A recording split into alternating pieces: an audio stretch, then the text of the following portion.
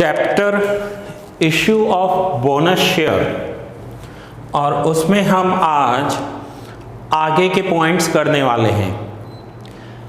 अब इसमें partly paid up shares को फुली पेड अप करने के लिए 3 एंट्रीज होती हैं and fully paid up shares को बोनस देने के लिए 2 एंट्रीज होती हैं। ये हमने फर्स्ट लेक्चर में सीखा था। नाउ इसी चैप्टर में आगे के पॉइंट्स भी आ रहे हैं।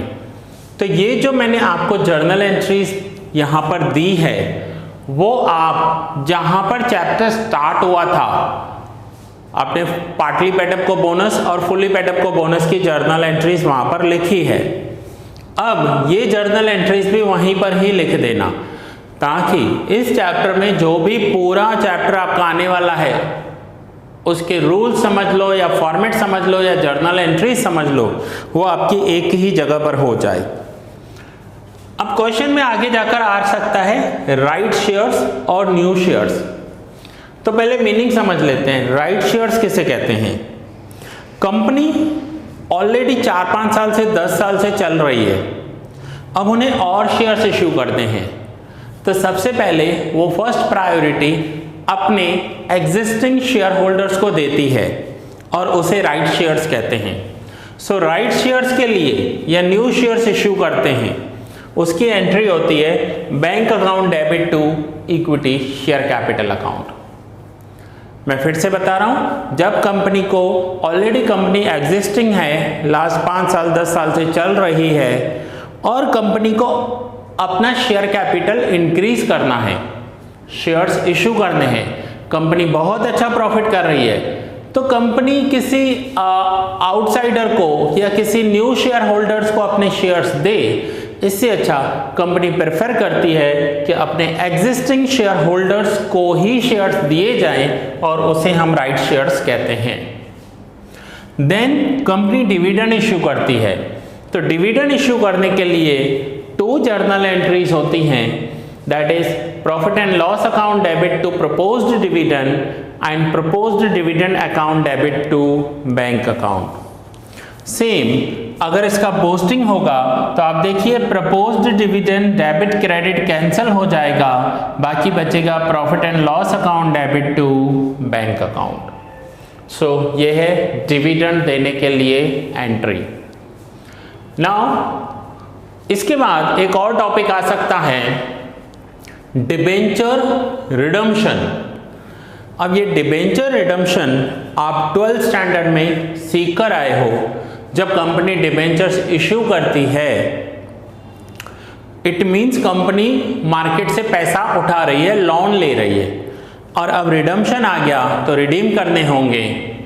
सो रिडम्पशन के लिए एंट्री होती है debentures account debit redemption premium account debit to debenture holders account. And अब होल्डर्स को पेमेंट देंगे तो एंट्री होगी debenture holder account debit to bank account. ये एंट्रीज आप 12th स्टैंडर्ड में अकाउंट्स के पार्ट 2 में डिबेंचर्स वाले चैप्टर में सीख कर आए हो। अब कंपनी रिडम्पशन प्रीमियम दे रही है। रिडम्पशन प्रीमियम का मतलब होता है कि कंपनी ने मार्केट से 100 रुपीज़ लिए होंगे और प्रॉमिस किया था कि जब हम रिडीम करेंगे तो आपको 110 रिडीम करेंगे, मीन्स 110 वापस करेंगे। रिडम्पशन का मतलब होता है पैसा वापस करना, और वो भी प्रीमियम के साथ। सो ये जो कंपनी 10 रुपीज़ एक्स्ट्रा दे रही है, वो कंपनी के लिए लॉस हो जाएगा। नो डाउट डिबेंचर होल्डर्स के लिए प्रॉफिट होगा, बट कंपनी के लिए तो लॉस हो गया, और हम तो कंपनी की एंट्रीज कर रहे हैं।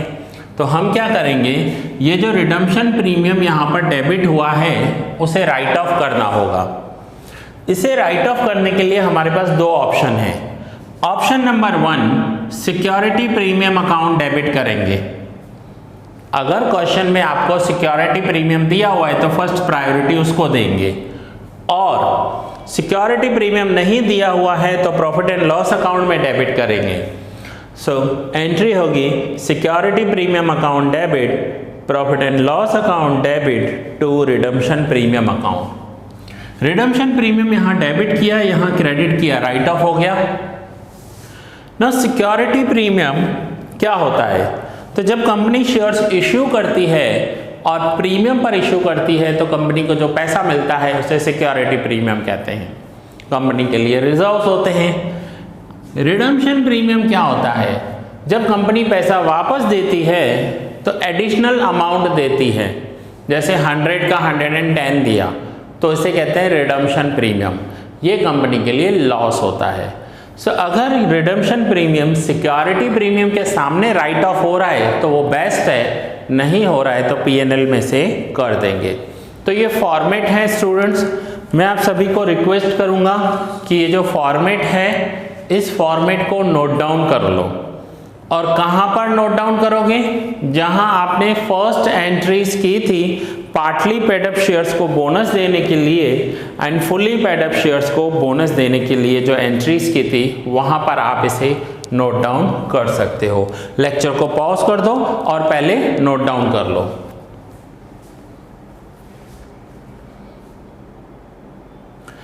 चलिए, नाउ नोट डाउन करने के बाद अब हम आगे एक सम करेंगे, एक ऐसा सम करेंगे जिसमें मोस्टली ये सारे पॉइंट्स, ये सारे and even partly paid up को फुली पेड अप बोनस देने के लिए या फुली पेड अप शेयर्स को बोनस देने के लिए सारी एंट्रीज कवर हो जाएं। जैसे स्टूडेंट्स बोलते हैं सर एक ऐसा सम करवाओ जिसमें सारे पॉइंट्स कवर हो जाए, तो हम वही सम करने जा रहे हैं, वही सम करने जा रहे हैं। अब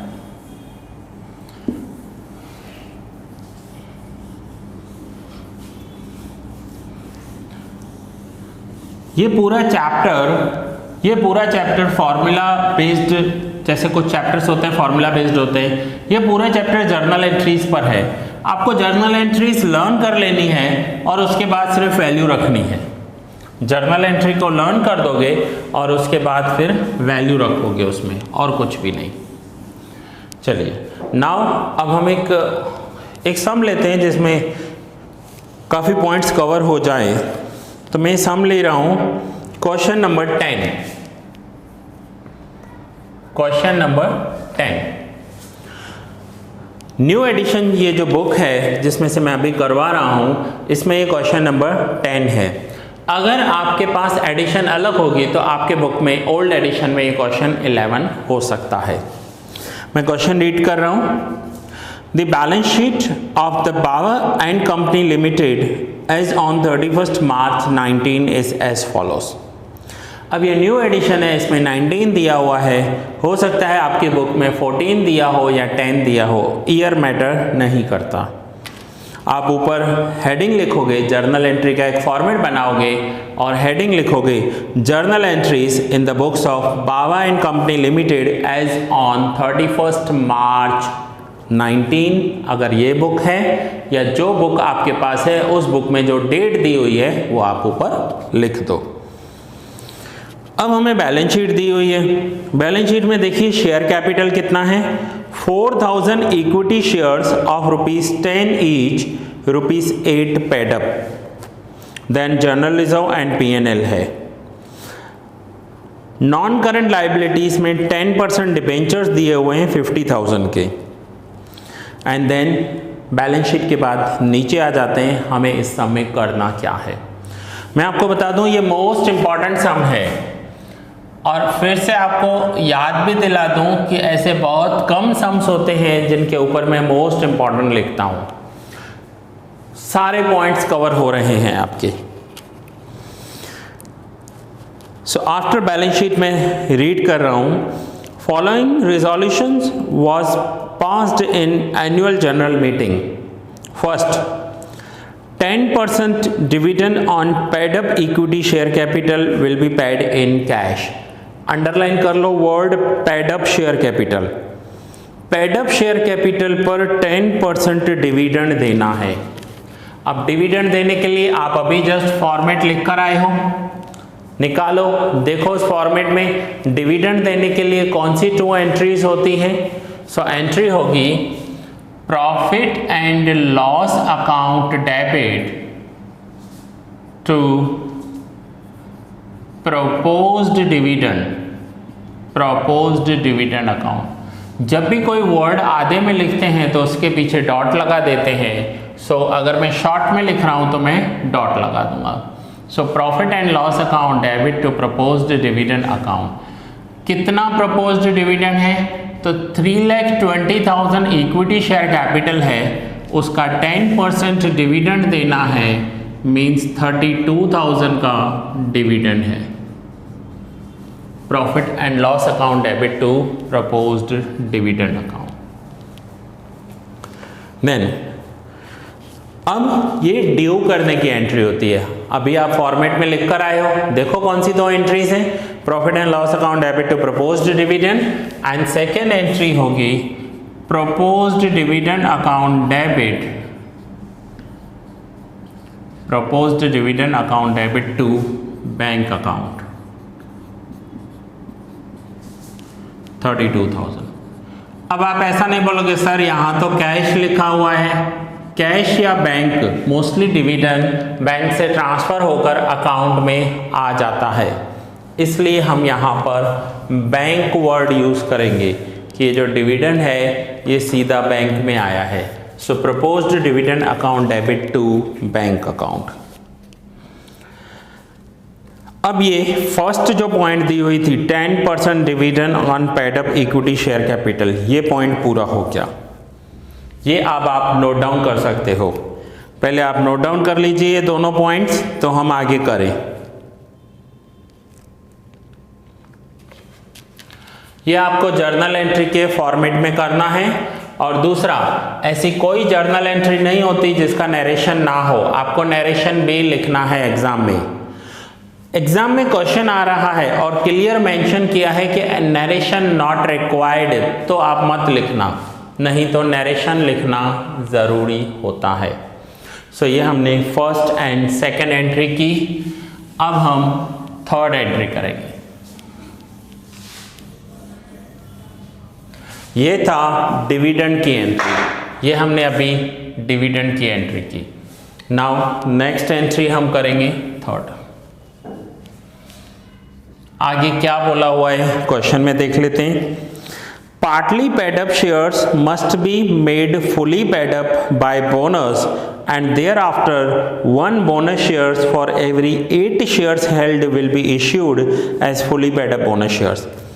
पार्टली पेड अप शेयर्स को फुली पेड अप कर देना है, बोनस देना है, and then fully paid up shares पर भी बोनस देना है। तो पहले हम पार्टली पेड अप शेयर्स का बोनस कर लेते हैं। अब आप फॉर्मेट में जाइए और देखिए पार्टली पेड अप शेयर्स को बोनस देने के लिए कौन सी एंट्री होती है। तो वहां लिखा हुआ है रिजर्व फंड अकाउंट डेबिट या रिजर्व्स अकाउंट डेबिट।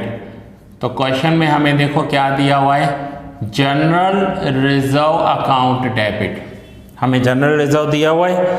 सो जनरल रिजर्व अकाउंट डेबिट और कितना अमाउंट होगा। सो 4,000 इक्विटी शेयर्स हैं, 4,000 इक्विटी शेयर्स, सॉरी मुझे यहाँ मिस्टेक लग रही है, 4,000 इक्विटी शेयर्स ऑफ ₹10 हो तो ये तो 40,000 हो जाएगा। तो यहाँ पर मिस्टेक क्या है, आप 40,000 इक्विटी शेयर्स कर दो, मिस्टेक बता रहा हूँ, 40,000 equity shares of ₹10 each, ₹8 paid up, ऐसा कर दो, मिस्टेक है यहाँ पर। 40,000 इंटू 8 करोगे तो 3,20,000 आएगा, 4,000 इंटू 8 करोगे तो 32,000 आ जाएगा, तो ये 40,000 होंगे, प्रिंटिंग मिस्टेक होगा। चलिए, so general reserve account debit to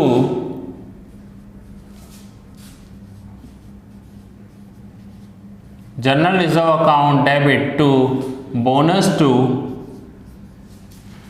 equity share holders account, amount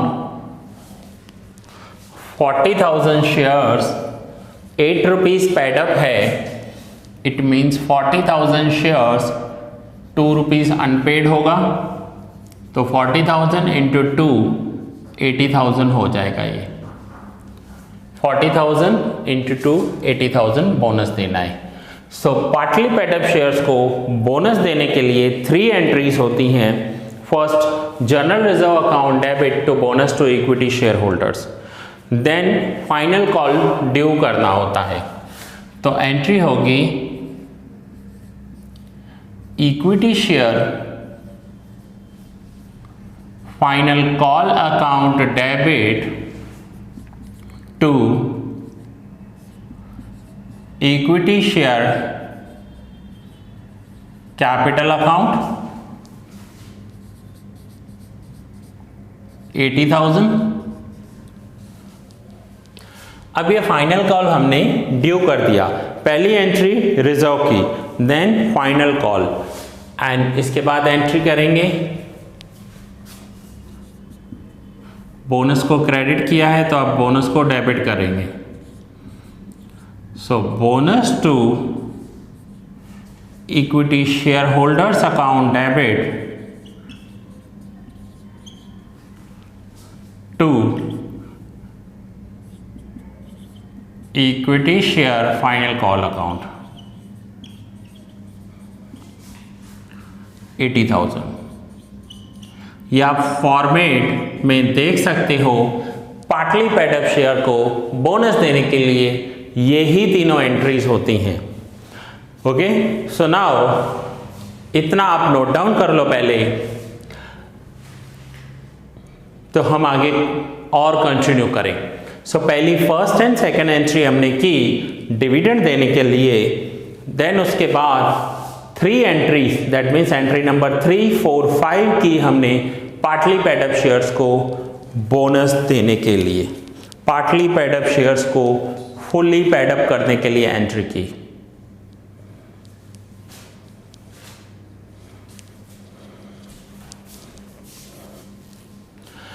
अब आप देखिए, अगर इसकी पोस्टिंग होगी तो क्या हो जाएगा, यहां पर हमने बोनस को क्रेडिट किया है, बोनस डेबिट हो गया, फाइनल कॉल को डेबिट किया है, फाइनल कॉल क्रेडिट हो गया, तो बाकी एंट्री क्या बची, general reserve account debit to equity share capital account. ये आपको कैंसल एग्जाम में करके नहीं आना है, ये सिर्फ मैं आपके नॉलेज के लिए बता रहा हूं कि पोस्टिंग होगी तो बोनस एंड फाइनल कॉल दोनों अकाउंट क्लोज हो जाएंगे, general reserve to equity share capital account final entry हो जाएगी।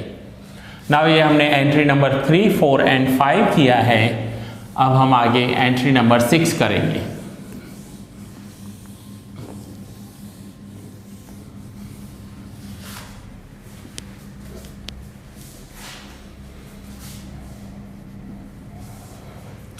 नाउ इसी पॉइंट में बैलेंस शीट के नीचे सेकंड पॉइंट में क्या दिया हुआ था कि 8 शेयर्स के ऊपर 1 शेयर बोनस देना है, 8 शेयर्स पर 1 शेयर बोनस देना है। तो हमारे टोटल तो कितने शेयर्स हैं, तो 40,000 शेयर्स हैं, तो हम पहले ये देख लें कि बोनस का अमाउंट कितना हो जाएगा। सो एंट्री नंबर 6 थोड़ा सा नीचे करेंगे, पहले काउंट कर लेते हैं। ऑन 8 शेयर 1 शेयर बोनस देना है। So on 40,000 shares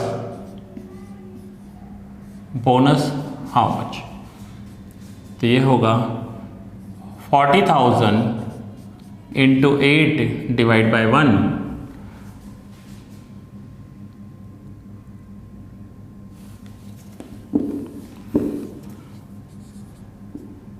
$40,000 divide by 8 into 1 multiply करेंगे 40,000 इंटू 1 डिवाइड बाई 8, तो यह आंसर आ जाएगा 5,000 शेयर्स। ठीक है, 5,000 शेयर्स बोनस देने हैं। अब 5,000 शेयर्स का जो बोनस अमाउंट होगा 10 रुपीज पर शेयर है, 5,000 शेयर्स बोनस देने हैं, इंटू ₹10 करेंगे तो बोनस अमाउंट हो जाएगा 50,000 रुपीज। अब हमें इस 50,000 की एंट्री करनी है, एंट्री नंबर 6 एंड 7।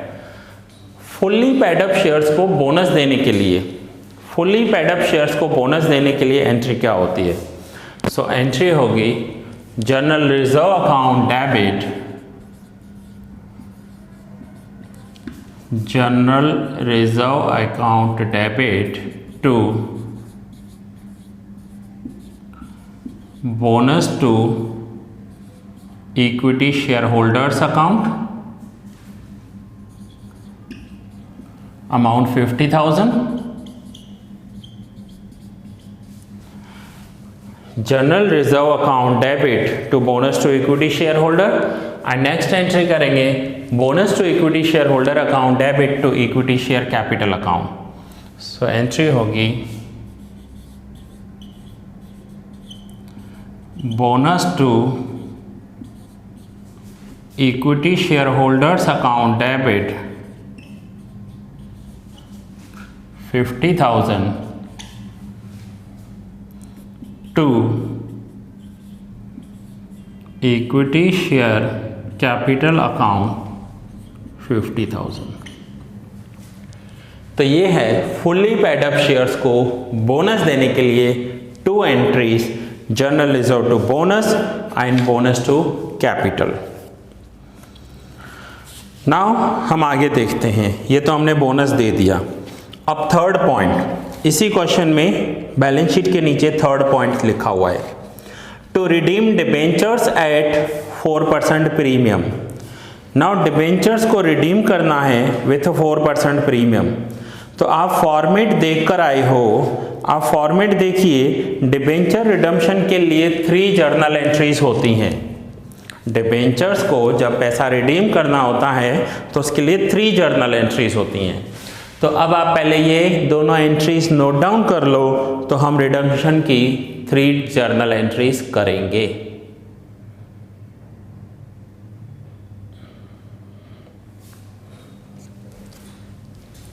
चलो, नाउ एंट्री नंबर 7 किया है हमने, आगे एंट्री नंबर 8 करेंगे।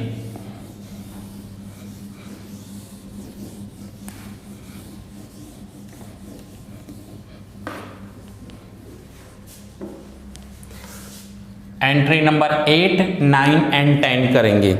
नाउ डिबेंचर्स को रिडीम करना है 4% प्रीमियम के साथ। तो देखिए डिबेंचर्स है कितने, तो डिबेंचर्स हैं 50,000 के।